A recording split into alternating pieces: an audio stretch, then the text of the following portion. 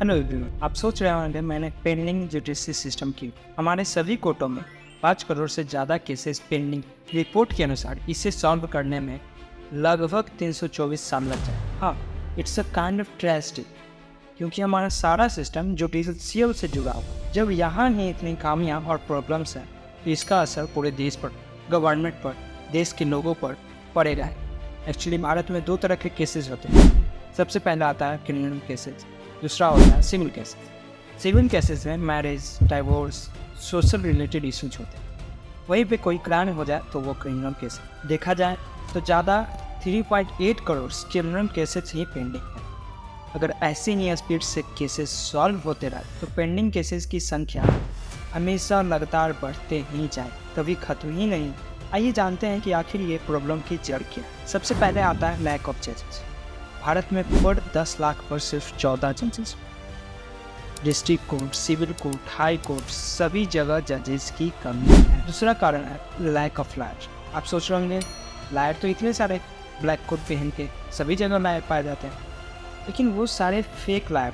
Actually Bharat में 14 लाख ही registered lawyer हैं, वकील हैं, जबकि ज़रूरत 30 लाख की। तीसरा कारण आता है police.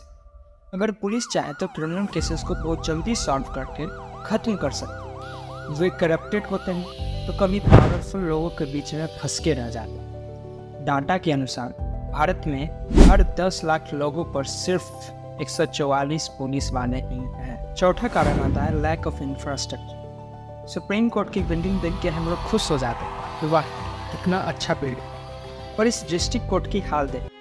When a young woman, we had a district judge who was a woman, and she told us that there is no toilet for women judges in this district court establishment. And these young girls who are now who are judicial officers at the age of 25 and 30 and 35, they leave their home at 8:30 in the morning to come to the court, and they return home and can use a washroom only at 6 o'clock in the evening.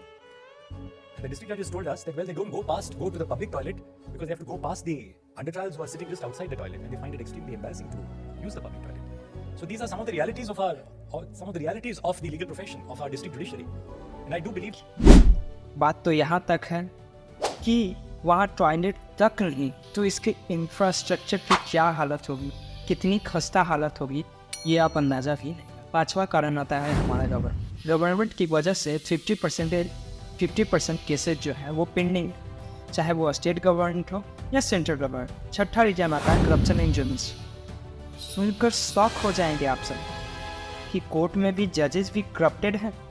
तो हाँ, यह बिल्कुल सच।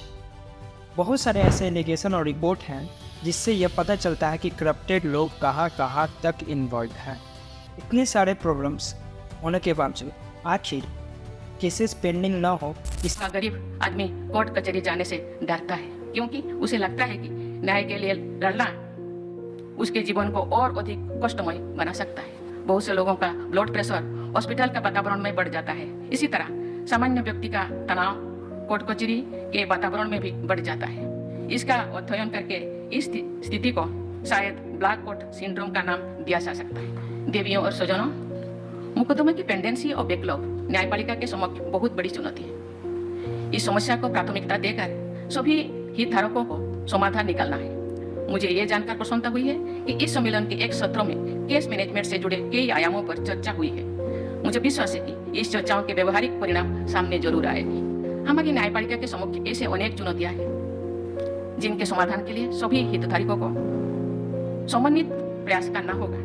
उदाहरण के लिए evidence और witnesses से जुड़े मुद्दों पर न्यायपालिका सरकार के लिए क्या सॉल्यूशन हो सकते हैं। अगर सॉल्यूशन की बात करते हैं, पहले तो जजेस की वैकेंसी को फिल किया जाना चाहिए। भी सारे कोर्ट में जजेस का अपॉइंट करना है, वो जल्द से जल्द पूरा किया जाए। दूसरा आता है corruption free court judiciary system बनाया जाए। तीसरा, जीडीपी का कुछ हिस्सा खर्च करके कोर्ट के इंफ्रास्ट्रक्चर पर भी ध्यान देना चाहिए। पांचवा आता है लॉन्ग वेकेशन को कम किया जाए। एक साथ वेकेशन न करके पूरे साल बारी बारी से सभी जज वेकेशन पे जाए।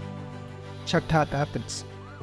अगर पुलिस, सिविल कोर्ट और न्याय पंचायत चाह जाए तो पेंडिंग केसेस को ख़त्म कर सकते, जल्द से जल्द सॉल्व करके केसेस का निपटारा पुलिस अपने लेवल पर ही कर सकते। इससे केसेज आगे बढ़े नहीं और पेंडिंग केसेस लगातार कम होते जाए। फिर जुडिशल सिस्टम को थोड़ा ऑनलाइन भी करना हो, मतलब टेक्नोलॉजी से जोड़ के, ताकि ई समन भेजा जाए, ई नोटिस भेजा जाए, ताकि समय का बचत हो और कम टाइम में केसेस को सॉल्व किया जाए। लास्ट में मैं यही कहूँगा, एक ऐसा जुडिशल सिस्टम का निर्माण किया जाए जहाँ सारी प्रक्रिया बिल्कुल सरल और निष्पक्ष हो, ताकि एक गरीब आदमी भी कोर्ट कचहरी के नाम से डरे, टेंशन में ना, परेशान ना। आपने ये न्यूज तो सुना ही होगा कि मनीष सिसोदिया को बेल मिल गया, अनंत सिंह को बेल मिल गया, राहुल गांधी को कोर्ट ने 2 साल का सजा सुना दिया। कभी आपने उन गरीबों का न्यूज सुना है क्या जो कि बिना ट्रायल्स के जेल में है? उसे अपने क्राइम पर मिलने वाले सजा से ज्यादा दिन जेल में रह चुके हैं, अभी तक दोषी साबित नहीं हुए हैं। तो कहां गया वो बाबा साहब का संविधान जिसमें equality, liberty, fraternity, social justice लिखा हुआ है? मेरे हिसाब से इसके बदले सर्वाइवल ऑफ रिचेस्ट लिख देना ही उचित होगा, क्योंकि जिसके पास पैसा हो वो वकीलों की फौज खड़ा कर देते हैं और 2 दिन में बेल मिल जाता है। और एक तरफ लाखों लोग जेल में बिना ट्रायल के सालों से जेल में। सरकारी डेटा के अनुसार 5 करोड़ केसेस कोर्ट में पेंडिंग है, जिसमें मैक्सिमम केसेस मिडिल क्लास के लोगों का है। कोर्ट खर्च मिडिल क्लास के दिया हुआ टैक्स का पैसा है, लेकिन न्याय अमीरों को मिलता है। इनको नाम विष्णु तिवारी है, जो 23 साल की उम्र में जेल गया और 20 साल बाद कोर्ट में इनोसेंट साबित हुआ। भाई का 20 साल तो कोर्ट ट्रायल में चला गया।